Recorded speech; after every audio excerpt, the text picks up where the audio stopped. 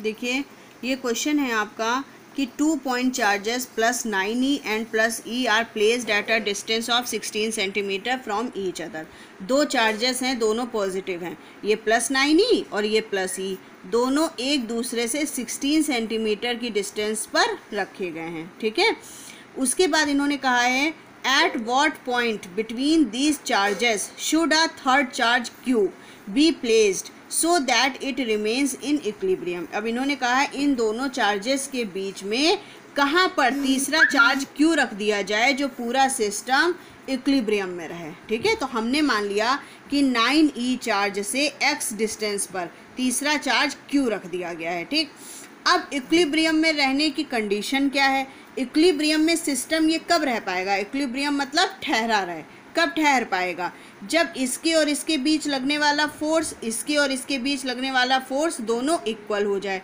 भाई जब दोनों फोर्स इक्वल हो जाएंगे तो ये ना तो इसको खींच पाएगा ना ये इसको खींच पाएगा।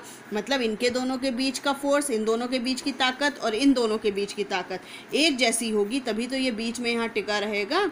ठीक है, तो हम ऐसे ही करेंगे, इसके और इसके बीच का फोर्स इक्वल कर देंगे इसके और इसके बीच के फोर्स के। ठीक, तो ये कंडीशन होती है तुम्हारी इक्विलिब्रियम में रहने की। ठीक, condition of equilibrium, condition of equilibrium होगी। ठीक, force between 9e and Q equal to force between Q and E। ठीक, अब इसके और इसके बीच का फोर्स क्या हो जाएगा? 1/4 pi epsilon not 9e into Q, Q1 Q2 होता है, अपॉन इन दोनों के बीच की डिस्टेंस कितनी है?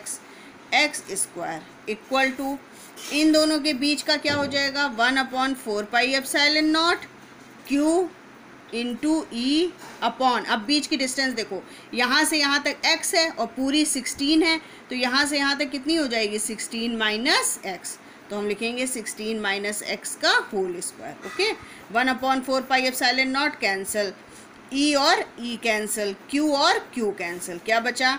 9/x square equal to 1/16 minus x square.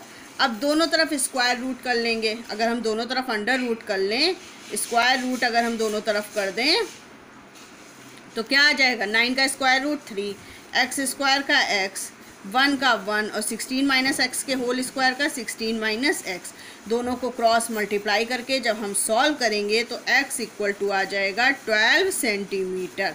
मतलब 9e चार्ज से 12 सेंटीमीटर की डिस्टेंस पर अगर Q चार्ज रख दिया जाए तो पूरा सिस्टम कैसा हो जाएगा? इक्विलिब्रियम हो जाएगा। ओके, और E चार्ज से कितनी डिस्टेंस पे रखा जाएगा? तो 16 माइनस 12 यानी कि 4।